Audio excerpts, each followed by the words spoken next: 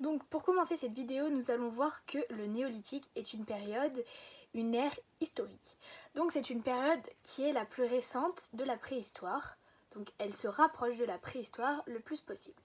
Donc elle va commencer au Proche-Orient, premièrement, mais c'est une ère mondiale qui va donc se propager en Afrique, en Chine, en Amérique et dans tous les continents. Elle débute à l'an 1800 avant Jésus-Christ environ, à partir de l'apparition de l'agriculture, et va finir environ à l'an moins 3000 avant Jésus-Christ, donc à la naissance de l'écriture.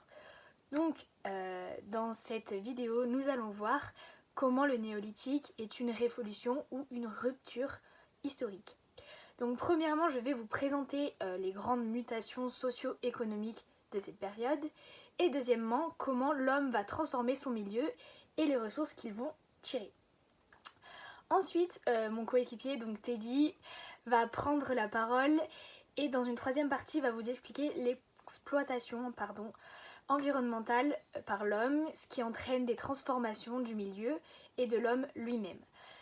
Et pour finir, il vous parlera de l'impact environnemental de la révolution. Donc, dans cette première partie, nous allons voir les grandes mutations socio-économiques de cette période qui est marquée premièrement par la sédentarité de l'homme.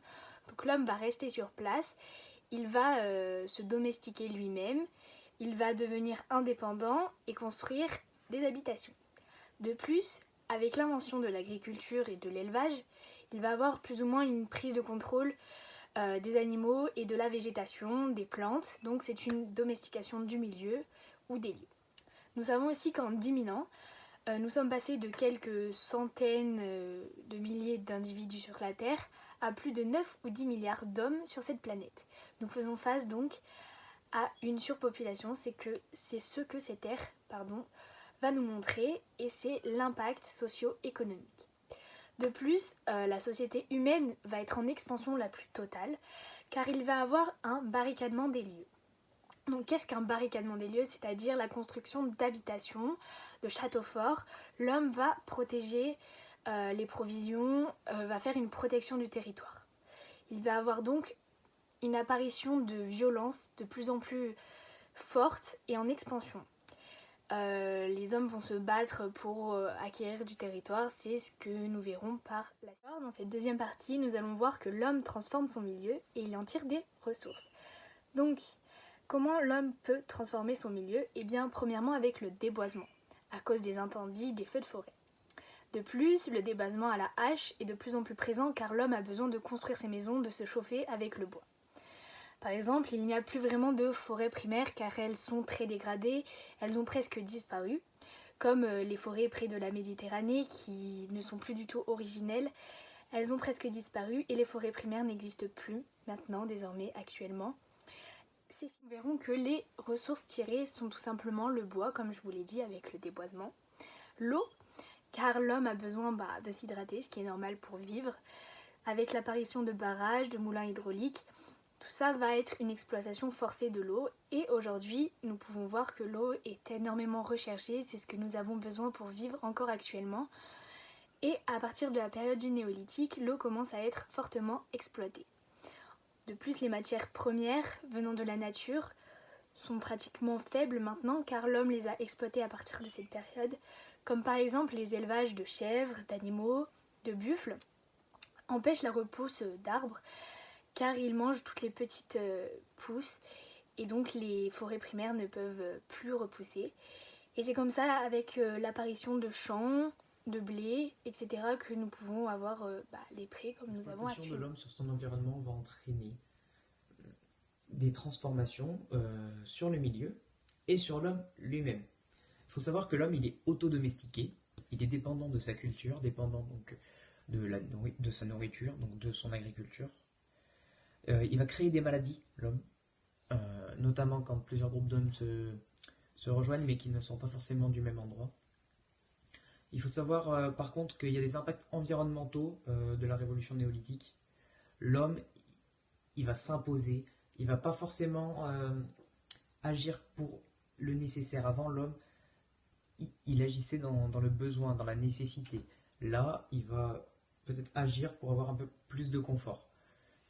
Donc on ne peut pas forcément parler de rupture pour la révolution néolithique.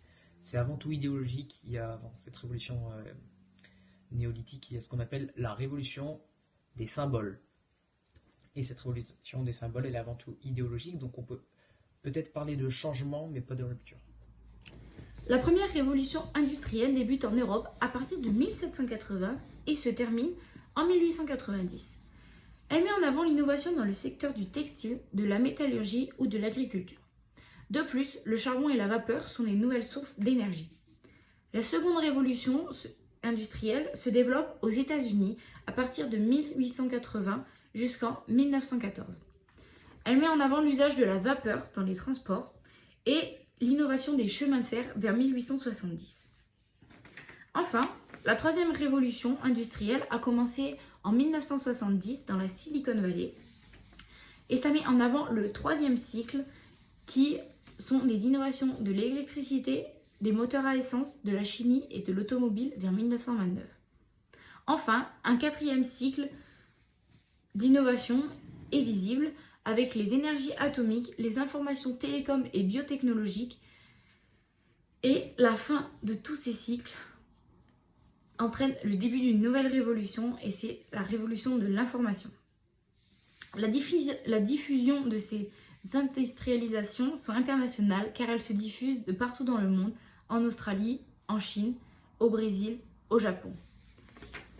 Nous pouvons observer une transformation des milieux due à l'industrialisation car l'agriculture est modernisée avec l'usage des machines mécaniques.